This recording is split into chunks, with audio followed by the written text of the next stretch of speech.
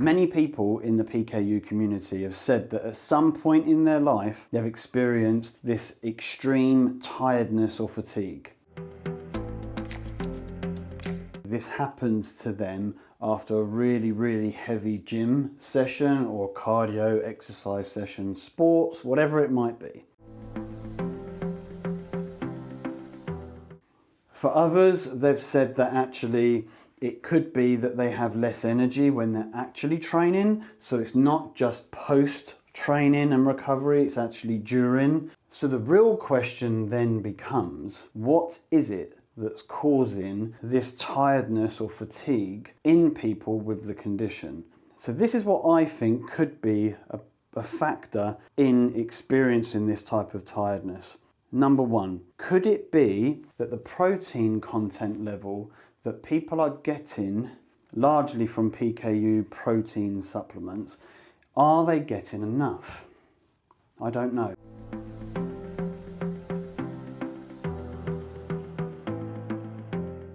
I know that in the past I've kind of felt that maybe I wasn't getting enough, and luckily now that's not the case. It's actually been increased. That's incredibly important if you're weight training, having enough protein to recover, respond and develop and grow those muscles. So could it be access to enough protein? Because the general person, the general population would just have to eat more, right? For us, that's not easy. So we are getting a lot of our nutrition from low protein based products, depending on your tolerance level, of course. If your tolerance level is really low, then you're going to be more heavily reliant on those type of low protein foods. Number two, is it that if we are more reliant on those low protein foods, that actually they are quite heavily processed and maybe the nutrients there are not as quality based compared to maybe eating real food? I don't know if that's the case. They're more processed than, let's say, someone who's eating a steak maybe, because there has been a lot of people who have experienced this. I haven't experienced this recently. Actually, I could probably only really think of one time that was a factor, and actually I was a teenager, and I've shared this story before, but what I think it was is that I wasn't following the diet correctly at that particular moment, and I wasn't taking enough of my protein supplement in that particular week when I was on holiday.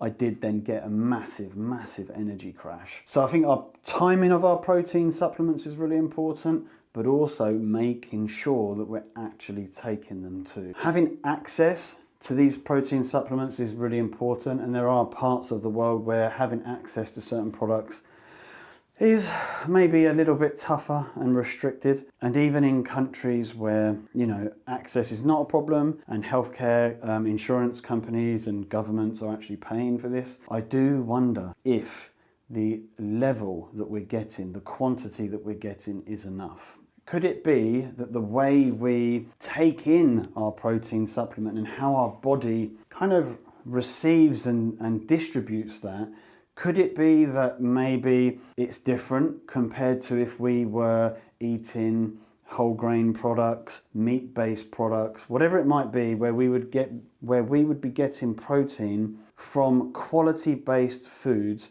with quality-based nutrition compared to maybe supplements or largely supplements? Does that play a factor? I think it does.